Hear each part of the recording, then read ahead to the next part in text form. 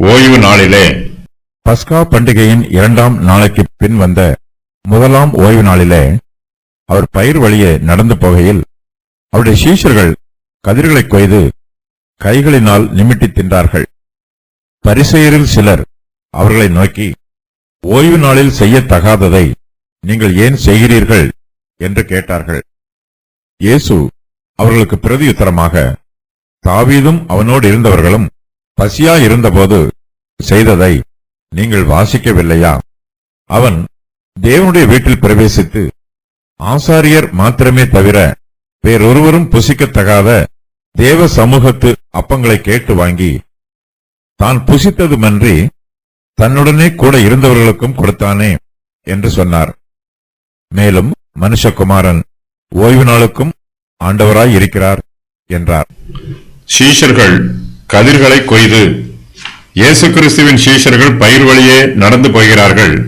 அது ஓய்வு நாளாக இருக்கிறது. அவர்கள் பசியாய் இருக்கிறார்கள். ஓய்வு நாளாக இருந்தாலும் தங்கள் பசியை போக்குவதற்காக கதிர்களை கொய்து கைகளினால் நிமிட்டி தின்கிறார்கள்.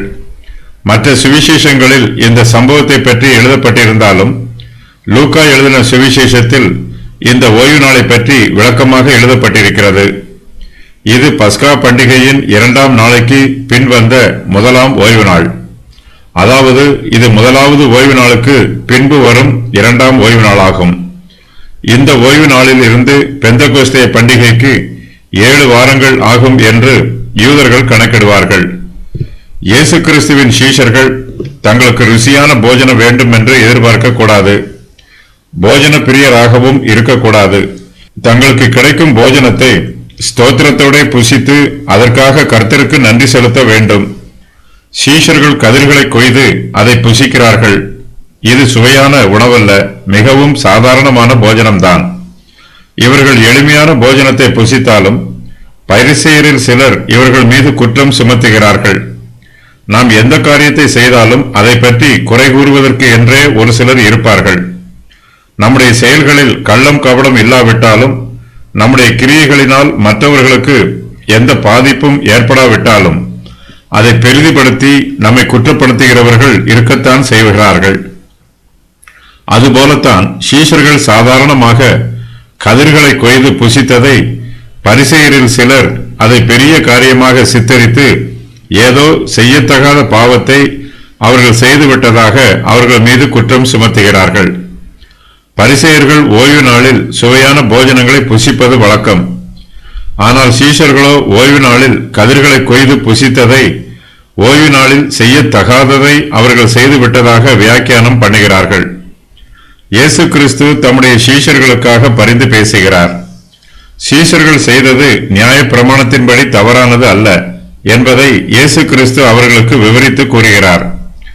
முன்னோர்களின் பாரம்பரியமும் நியாய பிரமாணமும் தடை பண்ணி இருக்கும் காரியங்களில் பலவற்றை இயேசு கிறிஸ்து அங்கீகரிக்கிறார். தேவை ஏற்படும் போது ஓய்வு நாள் பிரமாணத்தின் நியதிகளை மீறுவதனால் தவறு இல்லை என்று பரிசேயருக்கு விவரித்து கூறுகிறார். பாரம்பரியத்தை விட மனுஷருடைய தேவைகள் சந்திக்கப்பட வேண்டும் என்பதில் நாம் அதிக கவனம் செலுத்த வேண்டும். புளிப்பில்லா அப்ப பண்டிகை 7 நாட்களுக்கு ஆசரிக்கப்படும். நிசான் மாதம் 15ஆம் நாளில் இப்பண்டிகை துவங்கும். 7 நாள் பண்டிகை விசேஷித்த ஓய்வு நாளாக ஆசரிக்கப்படும். இது தவிர ஒவ்வொரு வாரத்திற்கும் ஓய்வு நாளும் உண்டு.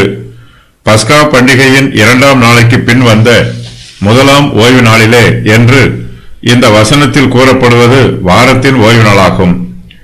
ஓய்வு நாளில் பரிசேயர்களும் சில காரியங்களை செய்வார்கள்.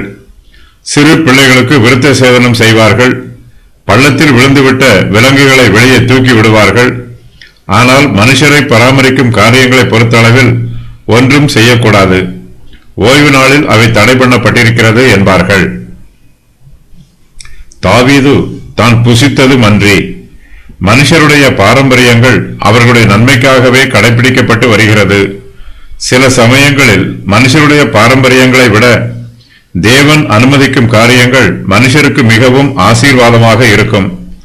இப்படிப்பட்ட சூழ்நிலைகளில் பாரம்பரியங்களை விட தேவன் அனுமதிக்கும் நற்காரியங்களை நாம் அங்கீகரிக்க வேண்டும். ஓய்வு நாளாக இருந்தாலும் ஒரு காரியத்தை கட்டாயம் செய்தே ஆக வேண்டும் என்னும் சூழ்நிலை வரும்போது ஓய்வு நாளின் நிமித்தம் அந்த காரியத்தை செய்யாமல் நிறுத்தி வைக்கக்கூடாது.